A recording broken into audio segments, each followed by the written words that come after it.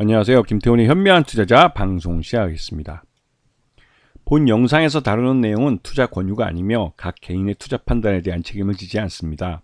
별도의 SNS 채널 가입을 유도하거나 투자 권유 및 유료 리딩 서비스를 홍보하는 불법 사칭 계정에 유의하시기 바랍니다. 자, 오늘은 아가방에 대해서 좀 말씀을 드리겠는데요. 아가방뿐만 아니라 우리 증시에 상장되어 있는 저출산 대책의 수혜를 보는 종목들이 꽤 많습니다. 지금 그 기존에 아가방도 그렇고 이런 저출산 그 유아용품이나 이런 것들을 만드는 회사들은 이 고객이 되는 이 유아의 탄생률이, 그러니까 출생률이 점점 낮아지면서 시장 자체가 쪼그라드는 결과를 가져왔습니다. 그래서 더 적은 수의 그 타겟 고객을 대상으로 하기 때문에 가격을 고가 위주로 높여갈 수밖에 없는 상황이 됐고, 그게 어느 정도 수준에 도달하면 이제 프리미엄 제품들은 그대로 소비가 이어지지만 이 중산층이 그러한 고가의 유아용품을 사용하기에는 부담되기 때문에 이 성장성, 즉 성장성이 줄어들게 되는 것이죠. 특히나 우리나라 같은 경우는 이 최악의 출산율을 보여주고 있기 때문에 이 유아가, 태어나는 유아가 점점 줄어들고 있어서 이 시장 자체가 굉장히 큰 위기를 보였죠. 결국은 2014년에 그 아가방 같은 경우는 이제 그 횡령 사건도 발생하기도 했지만 결국 그 이 경영권을 중국 업체에 그냥 아예 넘겨버렸습니다. 그도 그렇게 국내 시장의 한계에 부딪혔고 해외 시장에 나가는 것도 제약이 되다 보니까 아가방으로서는 그래도 출산율이 좀 그 시장 자체가 워낙 뭐 많은 인구 대국이다 보니 중국 쪽으로 넘기는 것이 훨씬 더 유리하겠다 생각이 들어서 회사 경영권을 매각한 거라고 볼 수가 있는데, 그 이후로도 아가방은 이 성장에 좀 한계를 보여주고 있습니다. 왜냐면 중국의 이제 모회사인 랑시그룹 같은 경우는 중국 사업을 따로 하고 있기 때문에 국내 아가방 브랜드를 도입해서 이 해외 브랜드를 갖고 중국 내에서 이게 뭐 매출 외형이나 이걸 키우는 데는 좀 제약이 가는 그런 상황이었죠.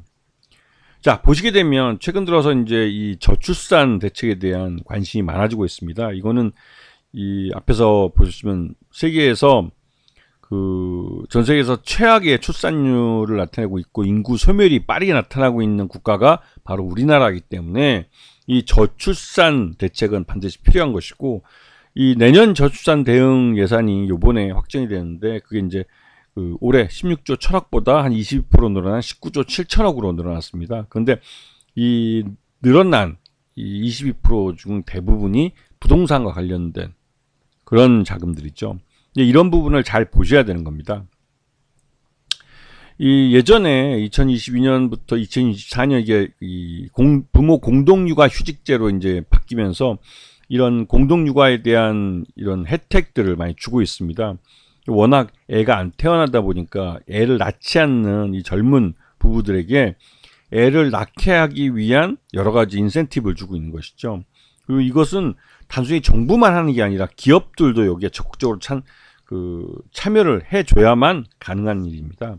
이게 이제 이 양쪽 부부가 6개월씩 공동 휴직을 하고 육아를 해야 되기 때문에 6+6 이게 휴가제는 그 되게 힘든 것이죠. 그러니까 일반 기업에서도 그만큼의 대체 인력을 구해야 되기 때문에 굉장히 그 기업들의 참여를 이끌기 위해서 정부가 보조금을 줄 수밖에 없는 겁니다.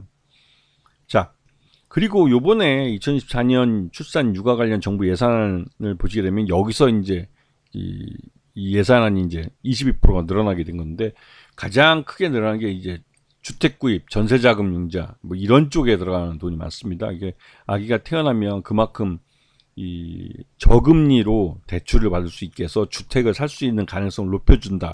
뭐 이게 이제 정책이었는데 실제로는 빚내서 집사라 정책 2라는 비난을 받았죠. 왜냐면 이 실제로 이 대출이 거의 대부분 예산을 금세 소진할 정도로 굉장히 인기가 있었습니다. 워낙 저금리이기 때문에 이 아이를 출산한 젊은 부부들은 대부분 다 이 대출을 받아서 그 굉장히 큰 그 혜택을 받게 되는 거죠. 집을 사는 데 있어서.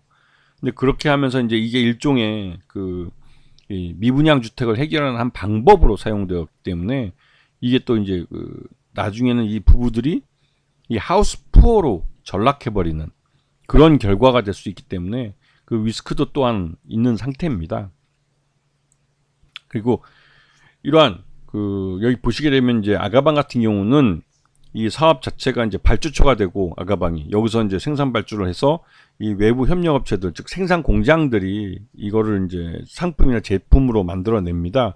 그래서 이 유아복이나 유아용품들을 이 물류센터를 통해서 체인점이나 백화점, 할인점, 온라인 등을 통해서 판매를 하고, 일부는 해외 수출도 하는데, 아방 같은 경우 중국의 모회사가 랑시그룹이라는 데이기 때문에 중국에 판매될 때는 중국 시장은 좀 특이하게 이 직접 진출하기보다는 중국 랑시그룹을 통해서 진출할 수밖에 없는 한계가 있죠. 자, 그래서 지금 보시게 되면 이 아가방의 전체 매출액의 대부분이 국내에서, 국내 유통에서 발생을 합니다. 아가방과 디어베이비, 에뚜와 또 푸토 같은 브랜드를 통해서 매출이 발생하고, 올 상반기는 830억 정도 매출을 올렸습니다. 거기에 비해서 해외 매출은 23억 정도밖에 되지 않는 것이죠. 그래서 올해 상반기 매출 기준으로 봤을 때 전년 동기 대비보다 매출 내용은 소폭 줄어들었고, 영업이익은 전년보다 또 늘어나는 모습을 보였습니다. 나름대로 이제 경영 관리가 잘 돼서 원가 관리를 잘한 거라고 볼 수 있고, 판관비 관리를 좀 잘한 것이죠. 즉 비용을 많이 줄인 겁니다. 그렇게 해서 여기에 이제 금융 수익이 발생하고, 또 이 기타 수익 이런 것들이 발생해서 전체적으로는 단기 순이익은 60억을 달성했습니다. 이거는 이 영업 수익과 비교해 봐서 뭐 60억이면 뭐 적정하게 잘한 거라고 볼 수가 있죠. 왜냐면 전년 동기 54억 정도 발생했는데 거기서 한 6억 정도가 늘었으니까 거의 뭐 10%가 넘는 성장률을 보여준 거기 때문에 나름대로 이 순이익을 내는 장사는 잘한 모습입니다. 그리고 랑시코리아가 이제 중국 랑시그룹의 한국 지사인데, 여기가 최대주주 있고 이게 26.5% 정도 됩니다. 최대주 지분이 30% 미만이기 때문에 좀 적다는 느낌이 들고, 전체 소액주주들의 이런 유통 가능 주수가 69%이기 때문에 대부분이 다 시장에 풀려 있는 것이죠. 그리고 요번에 이 아가방은 자기 주식 취득 신탁 계약을 체결해서 50억을 주식을 사겠다고 했습니다. 그리고 NH투자증권과 계약을 맺었고, 이 주가 안정과 주주 가치 제고를 위해서 이 174만 주를 사겠다고 했는데, 실제로 이 자기 주식 취득은 신탁 계정을 통해서 하는 경우에는 쉽게 이게 다 취득이 될지 안 될지 불확실한 측면이 있습니다. 왜냐면 이 일부러 주식을 사야 되기 때문에 이게 시장에 미치는 영향이 클 수 있어서, 이에 대한 부분은 즉 그 전날 얼마의 가격이 얼마까지 뭐 몇 주 정도 사겠다라는 거 신고한 거 그 수량대로 그러니까 매수 주문이 나가기 때문에 주가가 급하게 올라버리거나 하면 체결이 안 되는 경우가 많습니다. 그래서 결국은 계약 기간 동안 이 50억이라는 그 신탁 계약 계정에서 주식을 다 못 사는 경우도 있습니다. 그래서 이 신탁 계정으로 매수를 할 경우에는 이 50억이 모두 주식을 사지는데 사용되지 않을 수 있다는 것을 알고는 계셔야 됩니다. 아시겠죠? 자, 그리고 아가방 컴퍼니는 2분기 실적 기준으로 봤을 때 적정 주가는 한 5,500원 정도로 평가됩니다. 현 주가가 이 아가방의 가격보다는, 그러니까 주가가 제대로 실적을 반영하지 못하고 있는 상황이라는 것이죠. 그래도 그렇게 전반적으로 이게 지난 대선 때 이 저출산 대책들이 나오면서 그런 것들 때문에 주가가 많이 급등을 했었는데, 그 이후로는 이 역시나 이제 저출산 같은 이런 대책은 우선순위에서 뒤로 밀리게 되는 거죠. 근데 최근 들어서 이 윤석열 정부가 이 대대적으로 저출산 대책에 대해서 현금을 푸는, 그나마도 이 윤석열 정부가 이 재정적으로 테크니컬 디폴트 상태인데도 불구하고 현금을 뿌리겠다는 정책을 내놓고 있어서 그에 대한 수혜를 볼 가능성이 큰 것이죠. 물론 이 아가방이 취급하고 있는 유아동복 이쪽 의류 쪽이고, 또 아동복이나 이런 그 아동과 관련된 그런 제품들의 이제 이 생산이나 이제 판매가 집중되어 있기 때문에 이 윤석열 정부의 이런 저출산 대책이 대부분 다 부동산 대책에 이제 자금이 많이 몰려 있고, 그래서 이 아가방 컴퍼니가 수혜를 받는 거는 제한적일 수밖에 없습니다. 하지만 이제 이번에 한 50억 정도 자사주 취득 계약도 했고, 이런 것들이 시장에 나름대로 긍정적으로 영향을 미치면서 최소한 2분기 실적까지는 주가가 좀 회복돼 주지 않을까라는 좀 기대감을 좀 갖게 하고 있습니다.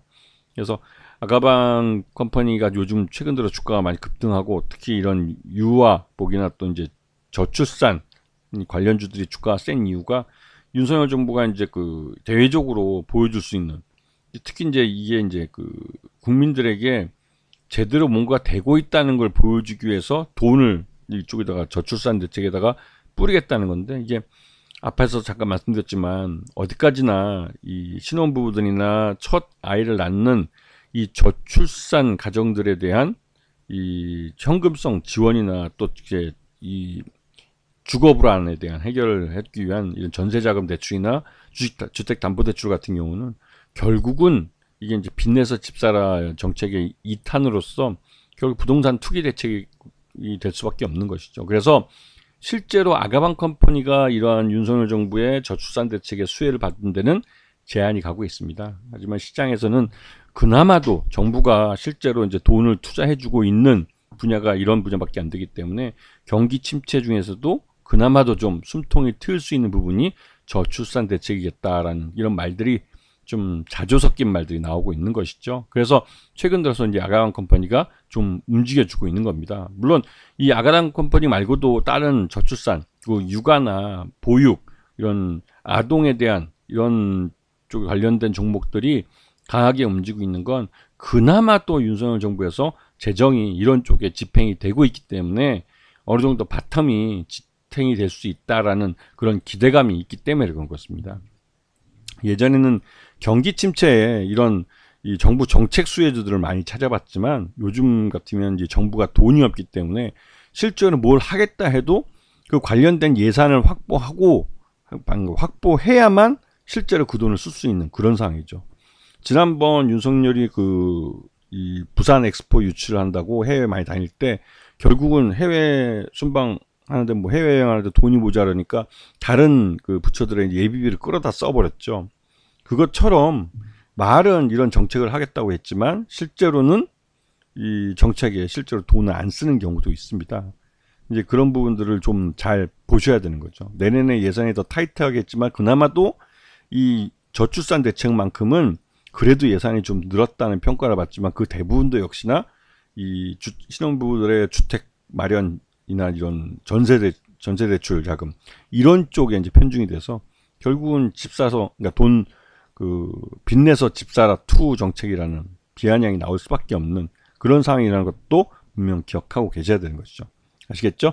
자, 오늘 방송 여기서 마치겠습니다. 감사합니다.